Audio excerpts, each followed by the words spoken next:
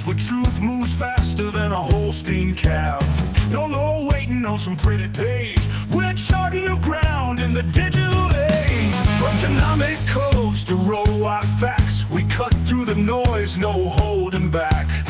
Not your daddy's dairy news tonight. We're sparking debates with every insight. The ring's not where the real fight's at. It's in the data, in the channel chat. From pasture to processor to your morning cup, we're raising the stakes. Try and get ahead of herd.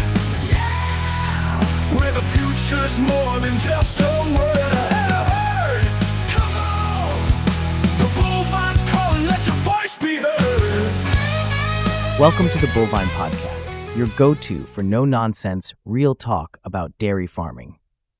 Today we're diving into a game changer, how polled genetics are shaking up dairy herds across North America.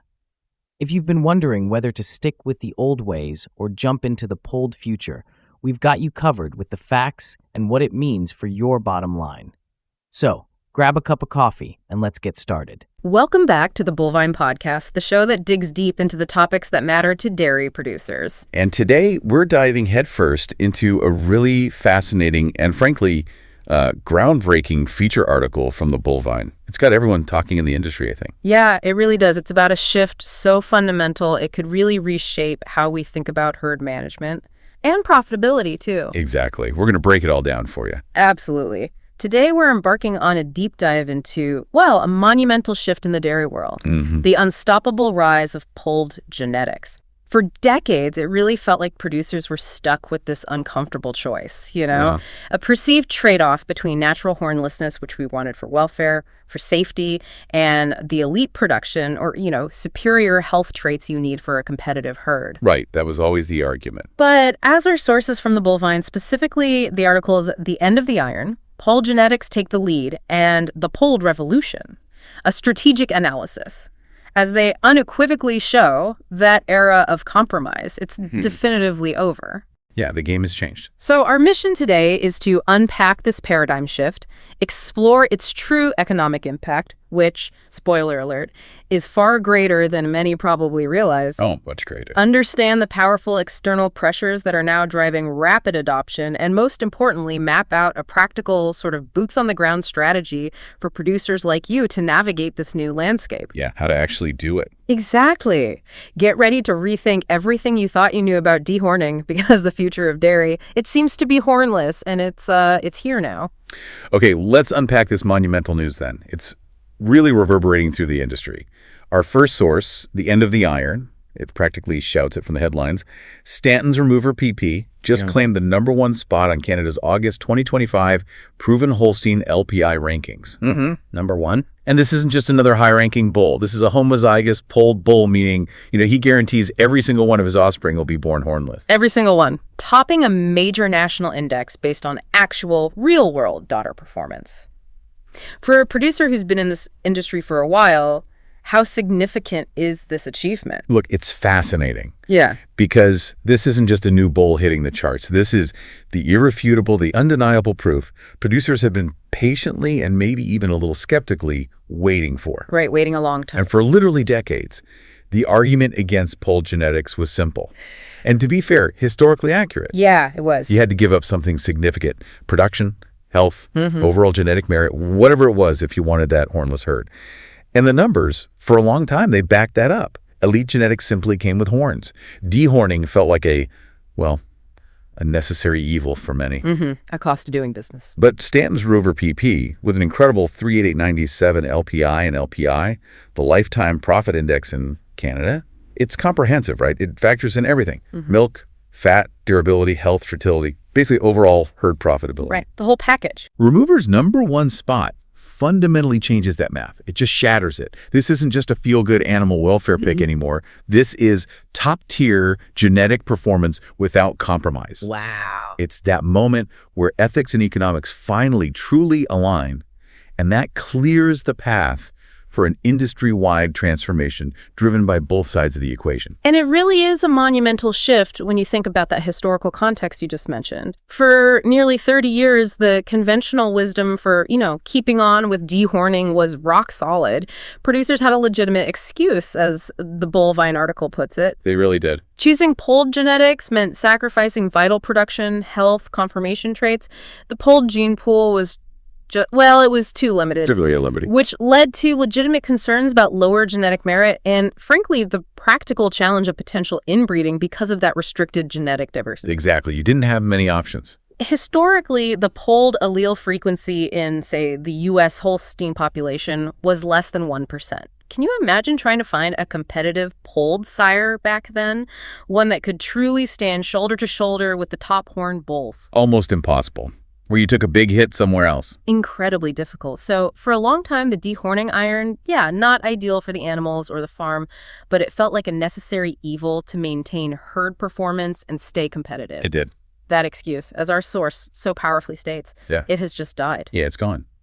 And what truly killed that excuse, what shattered that 30-year-old barrier, was the genomic revolution. No question. Genomics. Okay. The introduction of genomic testing back in 2009. Absolute game changer. Fundamentally altered the pace, the direction of genetic progress. Instead of waiting years for daughters to prove a bull's worth. Yeah, the old progeny testing. Right.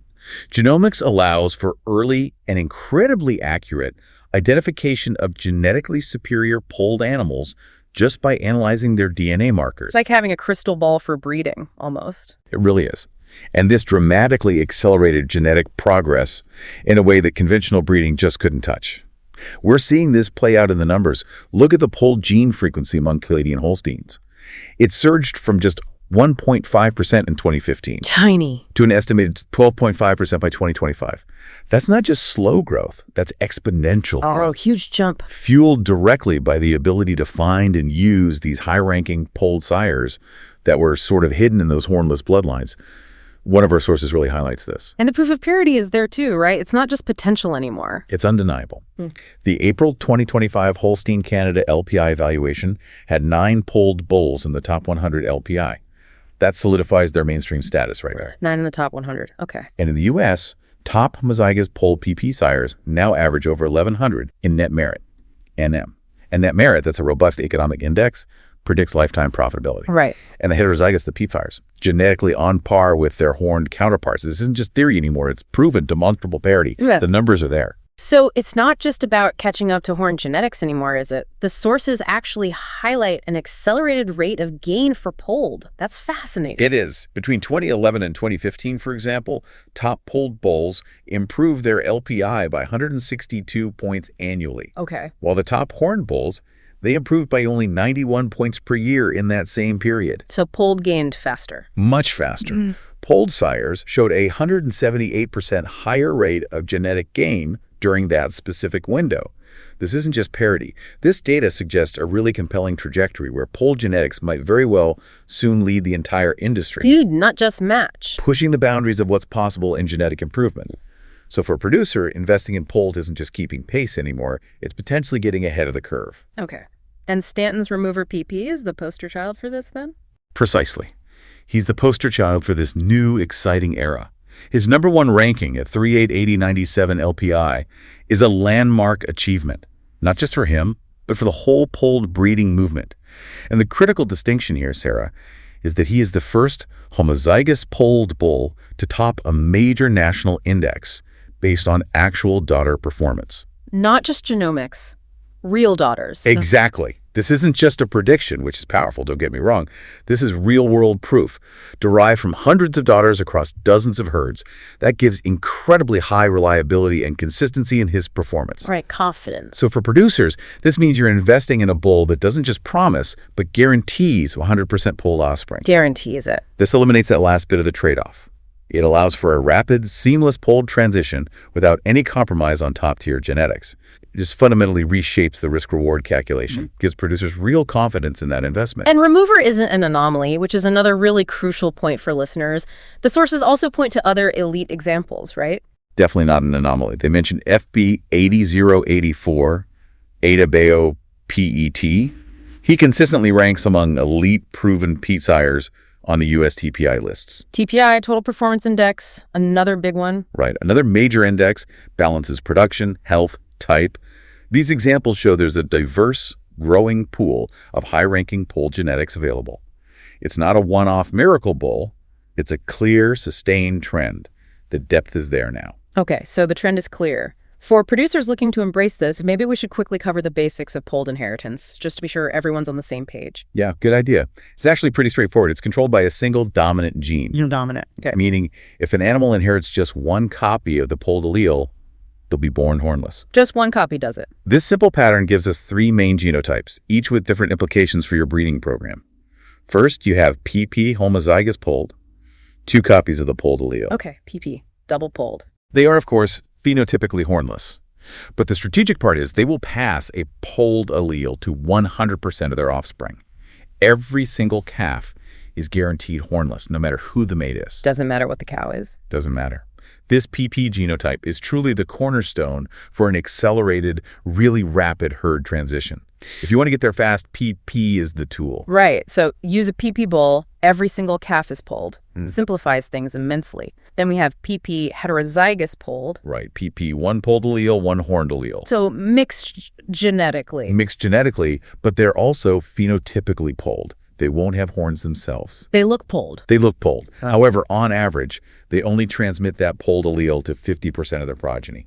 Half get it, half don't. Okay, 50-50 chance. Exactly. So this genotype is central to more gradual, maybe more balanced transition strategies, because you can still get horned calves, which has cost implications we'll talk about. It requires careful management. Okay, and the last one is PP. Simple. PP is homozygous horned. 2 horned alleles. These animals will always be born with horns. Always horned. Understanding these distinctions, PP, and PP is just crucial for making smart, targeted breeding decisions that align with your herd's transition goals, whether you want to go fast or take a more measured approach. Got it.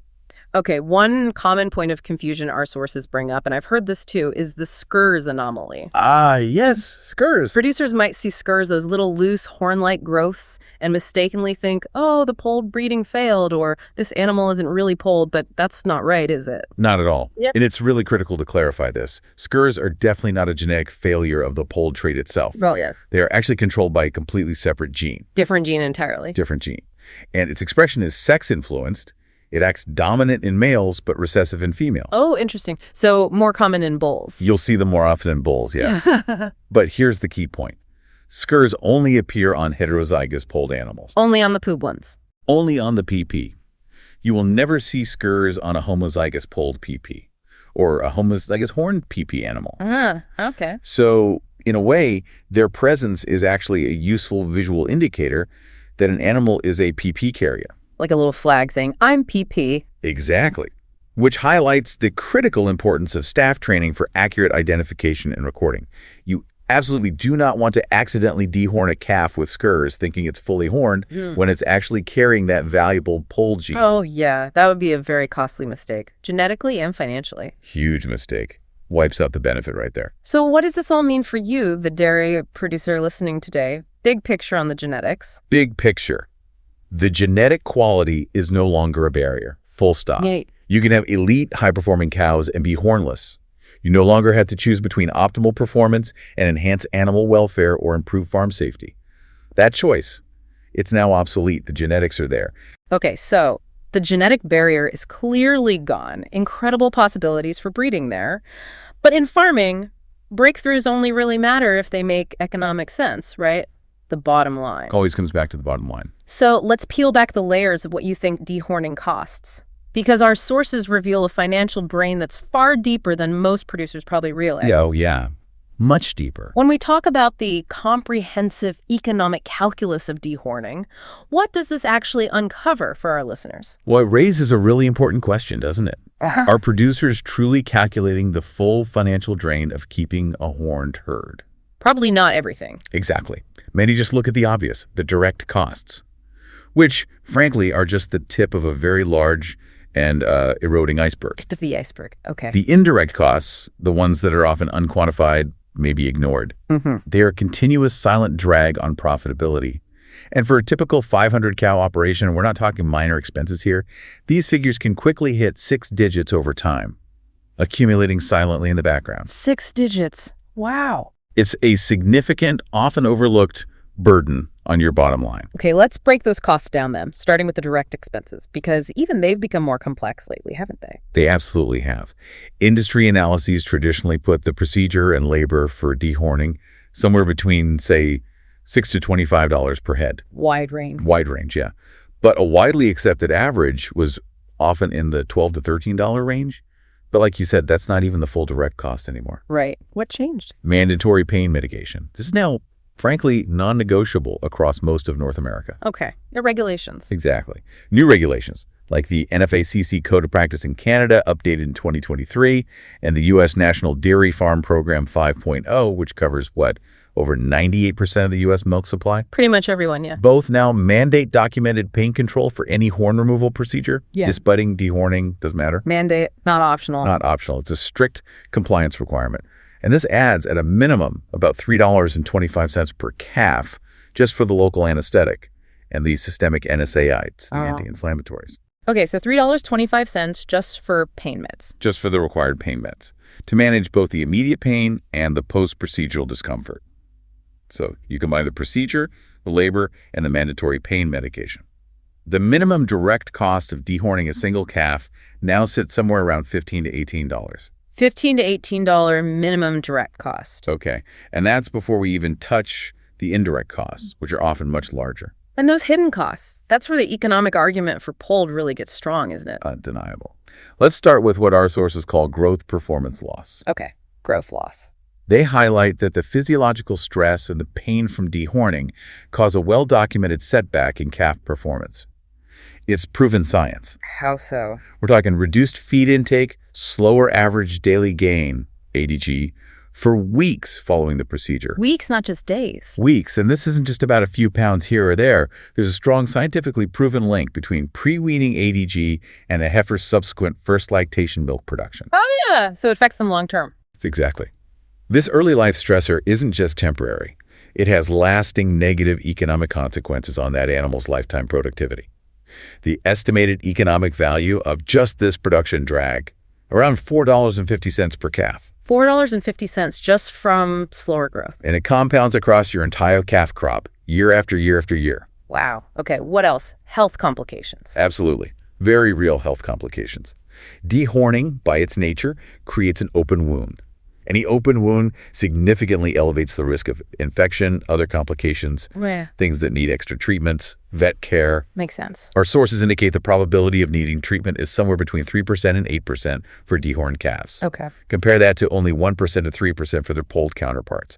Much lower risk. Good difference. Big difference. When you average this across a herd, factor in the cost of antibiotics, anti-inflammatories, maybe vet call-outs, this risk translates to an additional cost of roughly $2.75 per head. Another $2.75 for health issues. Money directly out of your pocket that you just wouldn't be spending on a polled animal. Okay. Another cost the sources mention is carcass bruising penalties. How does that fit in? Yeah, this one's often overlooked, especially maybe on dairies not focused on beef crosses. But horns are a leading cause of carcass bruising. During transport and handling? Exactly. Not just bruising the horned animal itself, but also its herd mates. Packers hate it. Because they have to trim it off. Right. It results in financial penalties from packers due to trim loss at the processing plant. Our sources estimate this cost at about $1.25 to $90 per head. Doesn't sound like much per head, but it adds up, especially relevant if you're running dairy beef cross programs or even just marketing your cull cows. Every penny adds up quickly in volume, directly hits the final value of those animals. Right. And what about just handling them day to day, worker safety? Huge factor. We certainly can't forget handling inefficiencies and the critical aspect of worker safety. It's harder to put an exact dollar figure on every single instance, maybe, but horns undoubtedly cost producers an estimated $1 to $3 per head. Increased time spent sorting, moving, treating horned animals. They slow down routines in parlors and headlocks, reduces overall labor efficiency. More hassle. More hassle. But more importantly, they pose a constant risk of injury. To the animals themselves, bruising, stress, and crucially, a significant safety risk for your staff. Yeah, that's a big one. During daily chores, treatments, moving animals through facilities, It's an ongoing drag on labor and a potential liability for your operation. Huge liability. So when you add all that up, direct costs, growth loss, health, bruising, handling, what's the total hit per calf? When all those factors are combined, the direct procedure, the mandatory pain meds, the growth setbacks, increased health issues, carcass bruising, handling inefficiencies, the total cost ranges from $22 to $35 per head. $22 to $35 per calf. That's not small change. Not at all. Our sources illustrate this. For a typical 500 cow operation, this totals a staggering $6,000 to $8,000 annually just to keep dehorning. $6,000 to $8,000 a year just gone. And the University Extension analyses, they suggest these cumulative costs could easily exceed $100,000 over 15 to 20 years. Wow. In fact, one of our sources gets really specific. A cumulative financial drain of over $116,400 over a 20-year period for that 500-cow dairy. Over $116,000. That's a tractor. That's a significant down payment on something major. It's a huge amount. That unquantified cumulative drain over a decade. It can absolutely eclipse the cost of major equipment or expansion capital. It's not a minor expense. It's a significant silent capital drain that is now entirely avoidable. Entirely avoidable. Okay.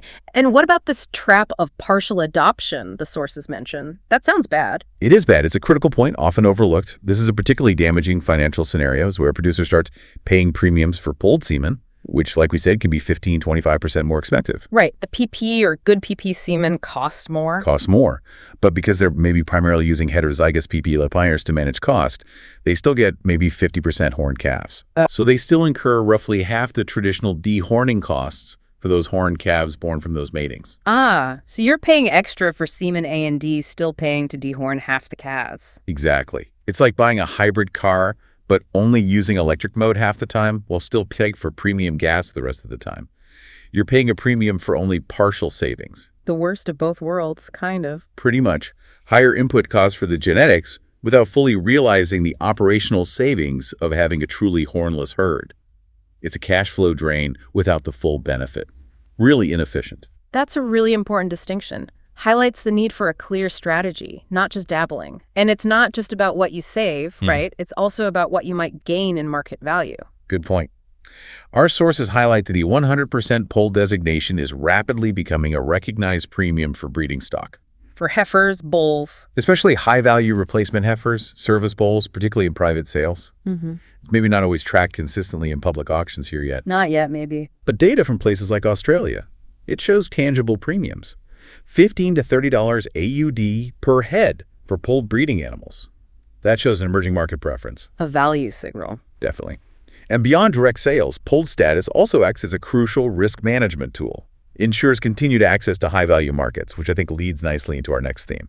Okay, but first, the bottom line on economics for the listener. Bottom line, you are quite literally hemorrhaging money every single year through dehorning. And these costs are only going up with new regulations, mandatory pain mitigation. The cost is increasing, not decreasing. Exactly. Eliminating dehorning isn't just a feel-good measure or just responding to pressure. It's a direct, measurable return on investment that will significantly impact your bottom line, not just next year, but for decades to come. Yep. It's a smart business decision now. Okay, so we've clearly established the genetics are here, they're elite. The economics demand going polled when you look at the whole picture. But beyond the farm gate, there are these powerful external forces at play.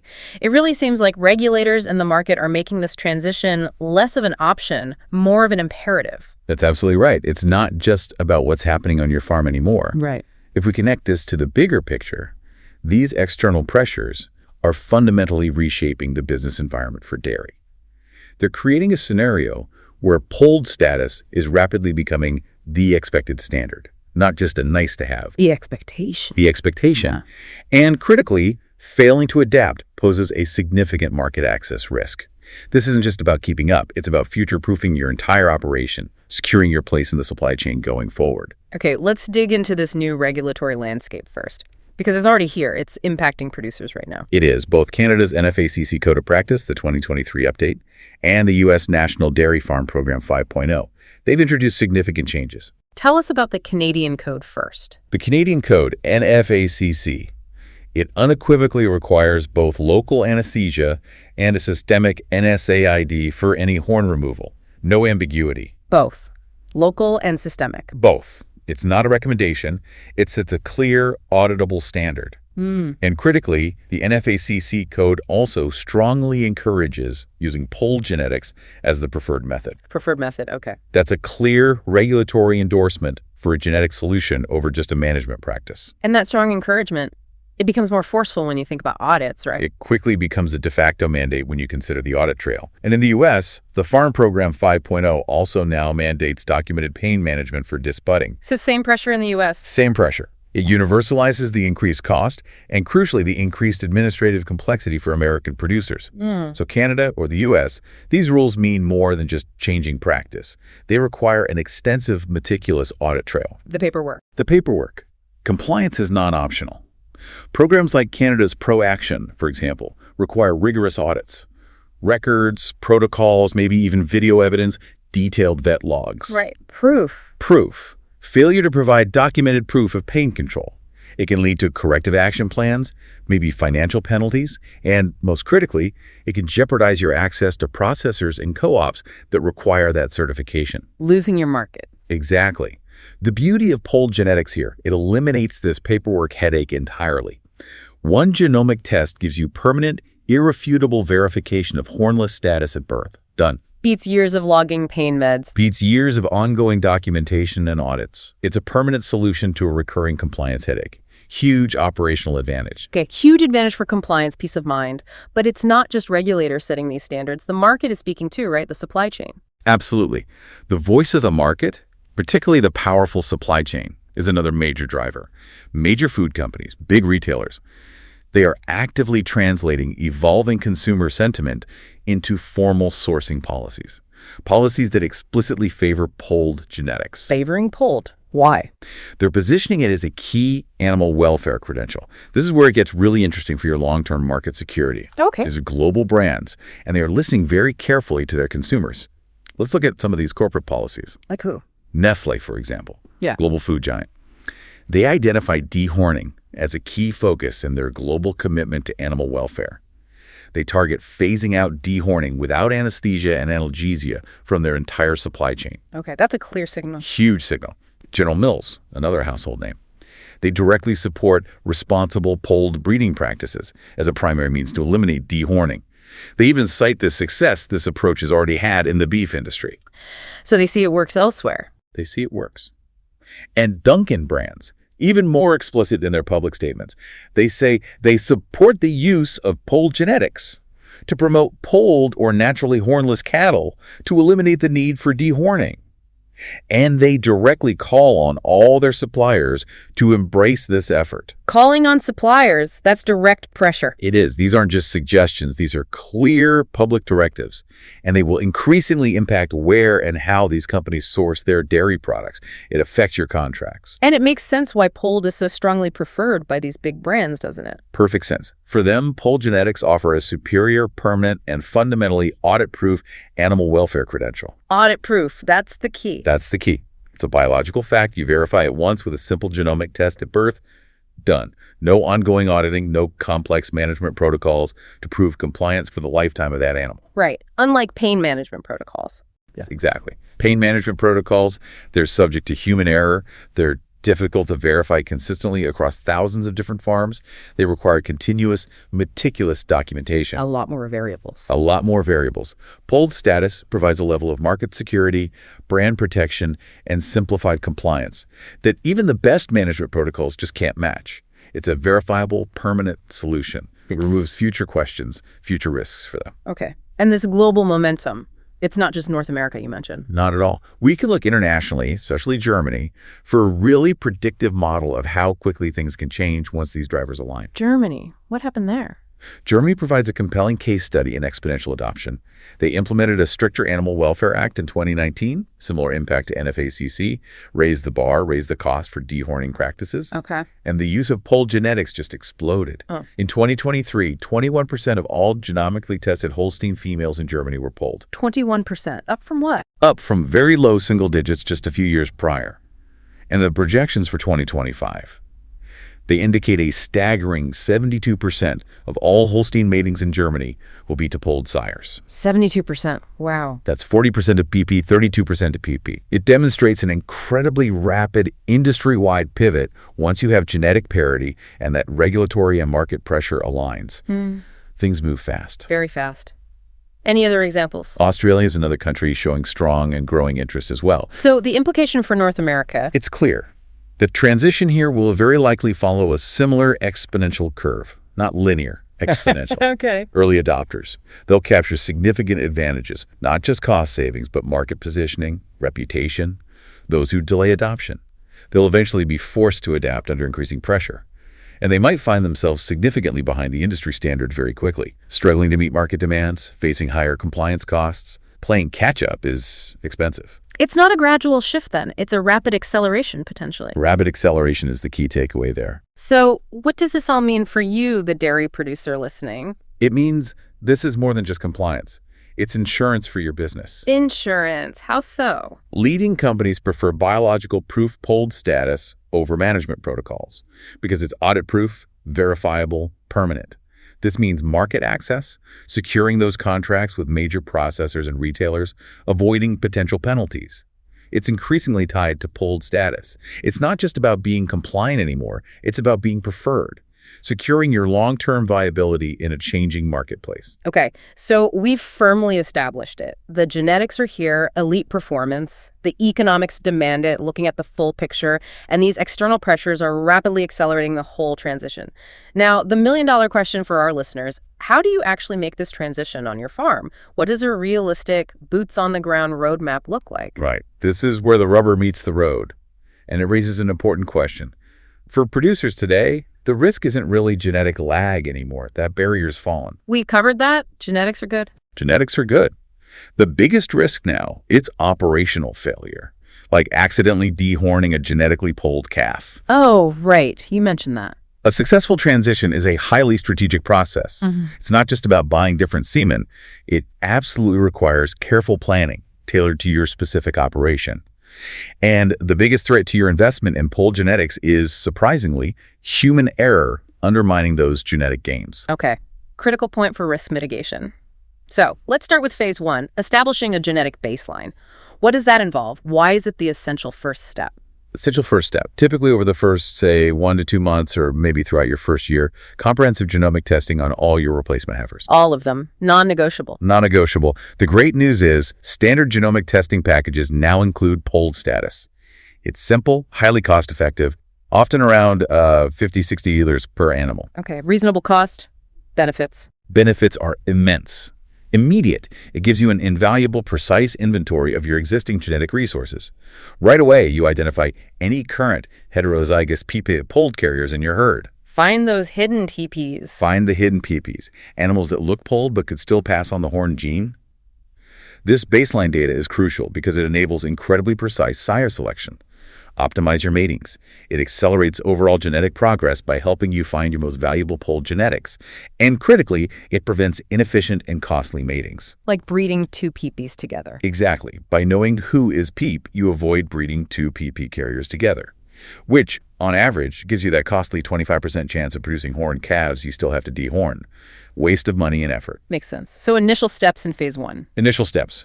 Immediately begin using those homozygous polled PP sires on your top genetic females to maximize polled offspring right away. And concurrently, start training your staff. Accurate polled calf identification.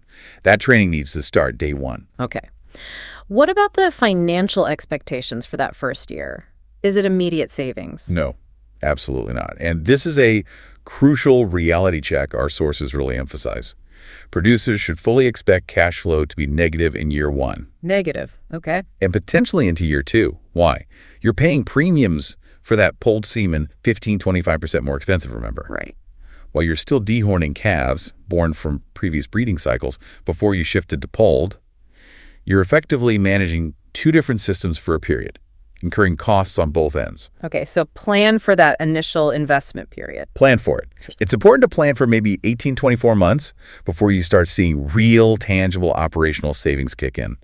A dairy financial consultant quoted in our sources, they advise planning for a 5-year payback on the total investment. 5 years, not 15 or 20. Not the longer projections. Why?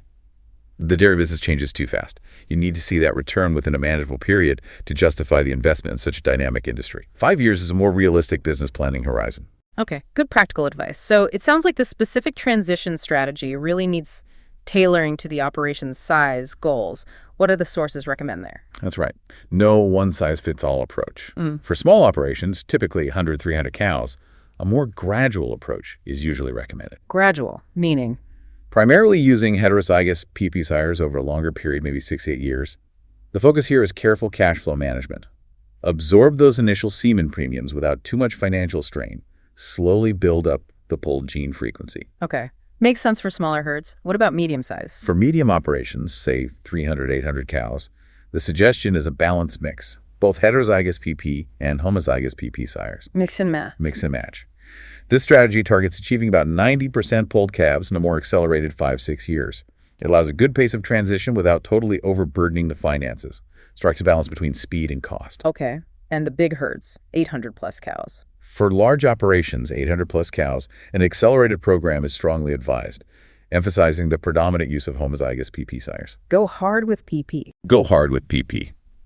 This approach aims to achieve 90% polled status in a faster time frame, maybe 4 to 5 years.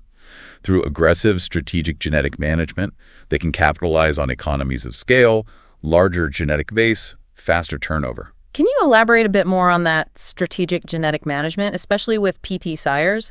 You mentioned it's more than just one generation.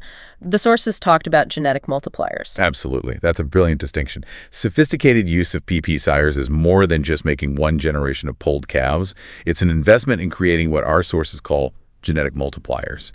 Really accelerate your herd's polled status. How does that work practically? Visualize this. Your initial breeding plan.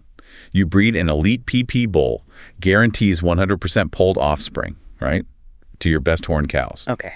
PP bull on PP cows. All the resulting heifer calves from that mating. Yeah. They will be heterozygous polled, females. They'll be polled themselves, but now, critically, they carry that valuable polled gene from the elite sire. Right. They're all P now. Now, here's the leverage. The next step. You breed these PP females back to another elite PP bull. PP females back to a PP bull. Now, 50% of their offspring will be homozygous polled PP, and the other 50% will be heterozygous polled PP. Ah, so you're creating PP females now. Exactly. This isn't just linear progress, one polled generation after another. It's an exponential acceleration. You're effectively multiplying the polled gene throughout your herd much faster than just breeding PP to horned cows generation after generation. Multiplies the gene frequency. It creates a rapid buildup of PP animals in your herd. Gets you to a fully hornless herd much, much faster. That's the strategic play with PP. That's a really powerful way to think about herd improvement. So how does this all unfold over a practical timeline? That consultant's view you mentioned. Yeah, that 3-year timeline is a solid, practical framework to keep in mind. Year 1. Assessment and setup. This means completing that comprehensive genomic testing on your replacement heifers, starting to use those PP sires on your top genetic females, and, crucially, initiating thorough staff training on identifying polled calves at birth. And expect negative cash flow. Expect negative cash flow due to semen premiums and still dehorning existing horned calves. That's year 1. Year 2. Transition phase. You'll start seeing the first significant wave of polled calves hit the ground. Your reduced dehorning costs will begin to materialize. You'll continue with your genetic transition plan. Cash flow should start moving towards break even, maybe slight positive. Start to see the benefits. Starting to see it. Finally, year 3, payoff territory. You'll have a significant percentage, maybe 50% or more, of polled calves in your crop. Major cost savings from reduced dehorning will be firmly established. You'll likely start to see those market premiums for your polled breeding stock become available. This is where you demonstrate a clear, positive return on your investment. Year 3 is the payoff. Yeah. And as you mentioned earlier, the biggest risk isn't genetic lag, it's operational. So operational integration, staff training, how do producers protect that investment on the ground? This is absolutely critical. Represents the single largest risk mitigation factor, the biggest operational blunder a dairy can make during this transition, accidentally dehorning a calf that is, in fact, genetically polled. That mistake wipes out the investment. Completely wipes out your entire genetic and financial investment in one swing. You paid the premium for the polled semen, and then you incurred the dehorning costs unnecessarily, and you lost the welfare advantage. Just a total loss. So training is paramount. Rigorous, consistent training protocols are essential. Your maternity staff, your calf care staff, they must be meticulously trained to accurately identify and record polled calves at birth. Not just a quick glance. Not just a glance, understanding the subtle differences, knowing what skurs look like versus horn buds, having a clear procedure. You need clear, unambiguous protocols to prevent any accidental dehorning. Like what kind of protocols? Could be distinct tagging systems, maybe specific colored ear tags for polled, maybe a dedicated, clearly marked horn-free pen for all polled calves until they're past dehorning age. Whatever works reliably on your farm. Okay. And finally, integrate polled status PP into all your breeding and herd management software. Make sure it's tracked consistently, visible to everyone making breeding and calf care decisions. Data management is key. Okay. Beyond just avoiding costs and risks, what about some of the other on-farm benefits, the ancillary stuff from having a polled herd? Oh, there are many. And they contribute significantly to the overall farm environment and ultimately profitability. First and foremost, enhanced safety. Obvious one, but huge. For workers. For workers. A hornless herd dramatically reduces the risk of injury to employees during handling, treatment, daily chores. No horns mean fewer accidental jabs, less frantic movements from animals trying to use horns, generally safer interactions, can reduce workers' comp claims, improve staff morale. Big deal. Definitely. What else? Second, improved animal welfare and behavior across the board. Polled cattle are consistently documented to be less aggressive. Less fighting. Less fighting, especially in competitive situations like at the feed bunk or jostling in free stalls. This leads to significantly fewer injuries among herd mates, reduction in stress hormones, generally creates a calmer, lower stress environment for the entire herd. And lower stress usually means better health, better production. Exactly. It can translate to better health outcomes and productivity. And finally, there are significant labor and handling efficiencies. How so? Hornless animals simply move more easily and safely through all your facilities, handling chutes, parlors, headlocks. They don't get caught, cause damage, or create bottlenecks nearly as often. Smoother flow. Smoother flow saves valuable time, reduces stress for both the animals and your staff, lowers overall labor requirements throughout the operation. It's a cascading benefit, touches almost every aspect of daily farm life. So, to reiterate for our listeners, this isn't just theory. It's a practical, phased approach with clear steps. But success hinges not just on picking the right bulls. Not just genetics. It hinges equally on meticulous operational management, robust protocols, and, most importantly, thorough staff training to prevent those costly errors and fully capitalize on the transition. Operation is key. Okay, so after all that discussion, what's the key takeaway for a farmer listening today? What are the absolute top actions they should be considering, starting, like, right now? Right. Let's boil it down.